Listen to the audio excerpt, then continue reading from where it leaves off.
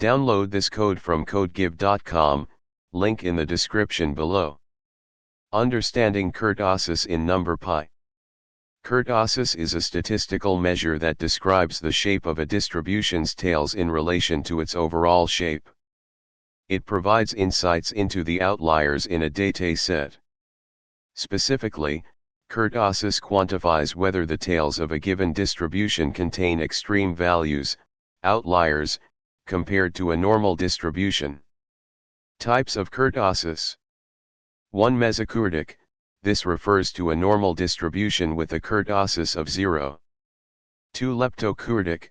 This indicates a distribution with heavier tails and a higher peak than a normal distribution, resulting in a positive kurtosis. 3. Platykurtic. This indicates a distribution with lighter tails and a flatter peak than a normal distribution, resulting in a negative kurtosis. Calculating kurtosis using numpy. Numpy itself does not provide a built-in function to calculate kurtosis directly.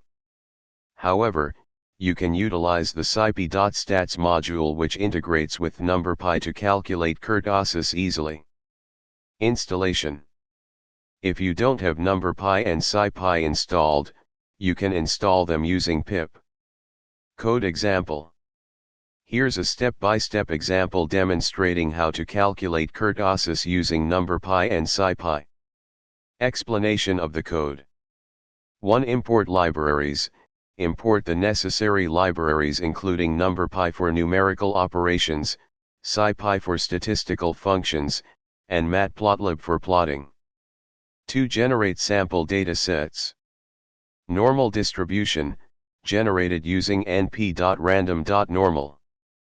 Leptokurtic distribution, created by combining two normal distributions centered at different points. Platykurtic distribution, created using a uniform distribution. 3. Calculate kurtosis. The kurtosis function from scipy.stats computes the kurtosis of each dataset. 4. Print results. The kurtosis values are printed for each dataset. 5. Visualize distributions. Histograms are plotted for each dataset to visually assess the shape and tails of the distributions. Conclusion. Understanding kurtosis helps in analyzing the distribution of data, particularly in identifying the presence of outliers. Using numpy and scipy makes it easy to compute kurtosis and visualize the results.